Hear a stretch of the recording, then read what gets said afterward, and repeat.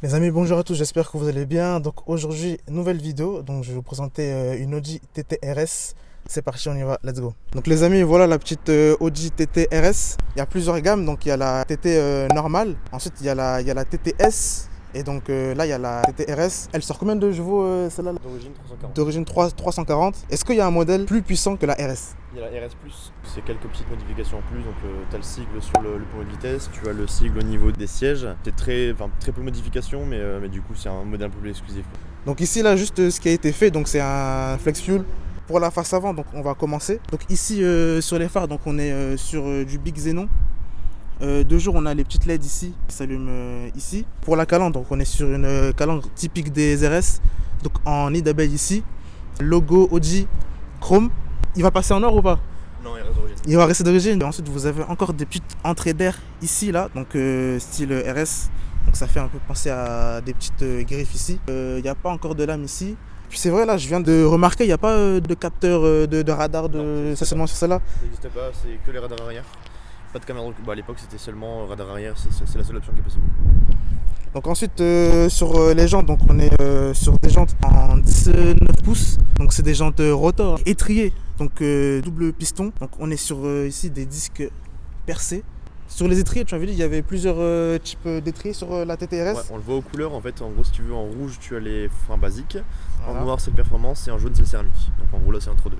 Donc je vois là, tu es sur des pneus Hankook ici, là. Toujours, ouais. Voilà. C'est largement suffisant ou pas? Hankook. Non, au launch control ça patine un peu.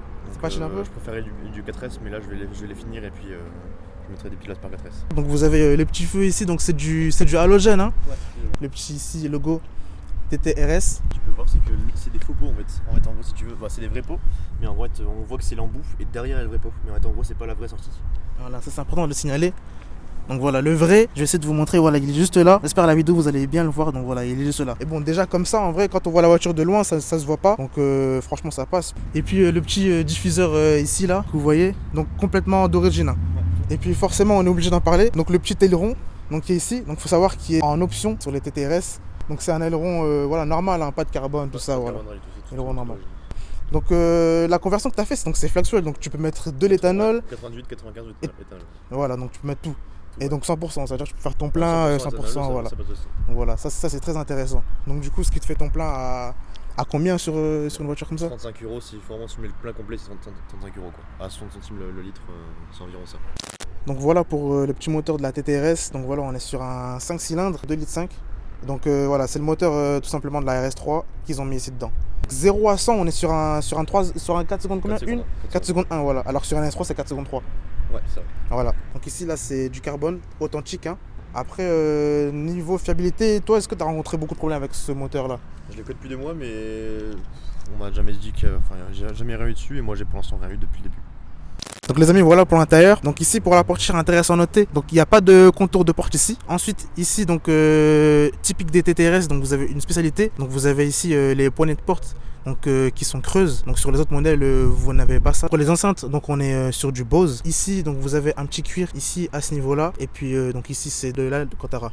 Quand vous ouvrez la porte, au niveau des seuils de porte, vous avez le petit signe TTRS. Donc il n'est pas lumineux. Enfin, je vais rentrer dans la voiture. Donc, faut savoir, la voiture, elle est bien basse. Alors, au niveau de la boîte, on est donc sur une boîte automatique S-Tronic. Donc, c'est une 7 rapport. Donc, ici, pour le système d'infodivertissement, c'est vrai que le système d'infodivertissement, il fait un peu vieux. Ouais. Mais bon, voilà, c'est pas grave. Hein, on est sur cette voiture, on n'est pas là pour ça. On est vraiment là pour les performances. Ici, le petit signe Quattro. Donc, voilà, on est sur une 4 roues motrices. Ici, vous avez les petits signes. Donc, ici, sur les sièges. Voilà, TTRS, franchement, ils sont bien. Donc, tu m'avais dit sur cette voiture, il y a d'autres possibilités de sièges. Hein. C'était les sièges. Tu vois, les sièges, donc, t'as 3, t'as les full cuir. Ouais.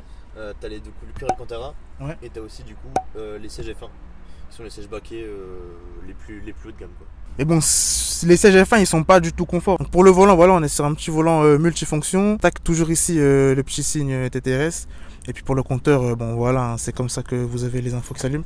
Voilà, on va allumer un peu, voilà, pour que vous voyez. Donc voilà, ça fait comme ça. Franchement, c'est plutôt pas mal. Voilà, les compteurs en blanc. La voiture, elle va jusque 7 tours. Là, il y a un rupteur à 7 où tu l'as poussé. C'est 7200. Voilà, 7200 tours. Ça va jusque 310, hein. Ouais.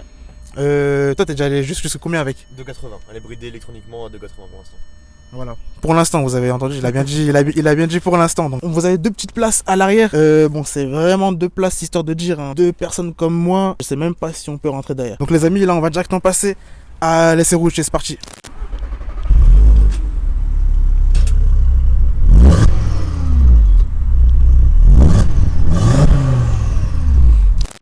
Donc voilà, on a mon ami là, au volant. Il avait qu'une hâte, c'était de prendre le volant. Tcha. Et la voiture est raide par contre. Ouais, c'est raide. Vous sentez vraiment tout à la route. Là on arrive sur une route là.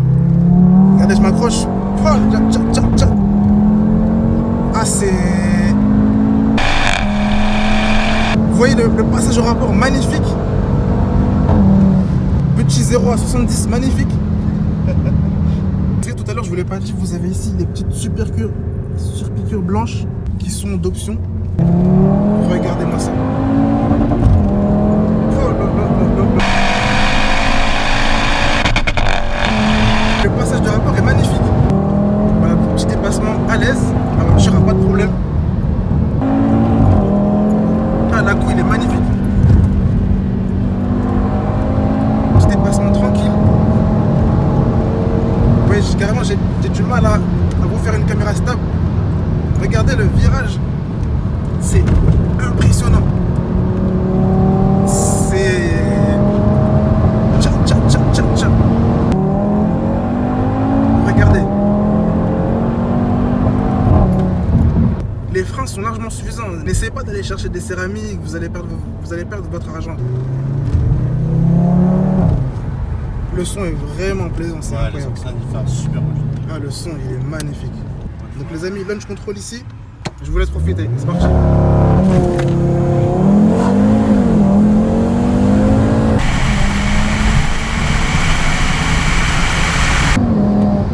Incroyable.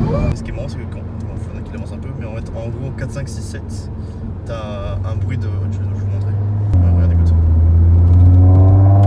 Ah, le bruit devient un peu plus grave en fait. Ouais, le bruit est super grave entre 2000 et 2005, mais en gros le bruit est super grave quand tu joues un peu avec la boîte. C'est vraiment dommage que cette voiture soit pas trop connue. Parce que franchement, elle fait vraiment le taf quoi. Ouais, elle déboîte. Pour un vrai passionné, c'est le bon compromis quoi. Le seul inconvénient c'est la place, mais bon. Je vous ai mis la petite vue derrière là sur l'aileron, j'espère que vous allez kiffer. C'est parti.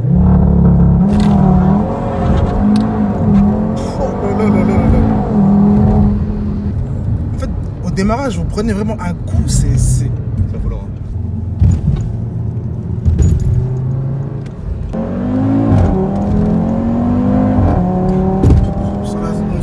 On ne s'enlace vraiment pas.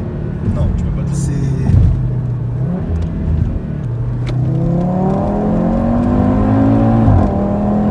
Ah là. Voilà les amis pour l'essai de cette petite TTRS.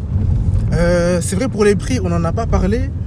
Pour une TTRS comme ça, ça commence à partir de combien pour les budgets? Environ, faut compter au-dessus de 30. Voilà, donc au-dessus de 30 pour une TTRS comme ça, donc franchement voilà, c'est un bon rapport qualité-prix parfait. Donc n'hésitez pas, la voiture c'est vraiment une voiture de passionné. Niveau sensation, stabilité, franchement vous avez tout ce que vous voulez. Franchement ça pourrait faire un parfait délit pour ceux qui hésiteraient entre une RS3 et une TTRS. Bon après le seul inconvénient c'est la place. Vous voyez, il y a que, on va dire, c'est une voiture 4 places, mais bon, pour moi il y en a 2. Faites un choix, soit vous voulez de la place, soit vous voulez le plaisir full. Donc voilà, à vous de voir. C'est moins cher qu'une RS3, il y a 10 000 € de moins quand même. Et en plus vous avez 10 000 € de moins qu'une RS3. Donc voilà, faites votre choix. Donc en tout cas les amis, voilà pour la vidéo. J'espère que vous avez vraiment kiffé cette vidéo. Et puis les amis, on se dit à la prochaine. Allez.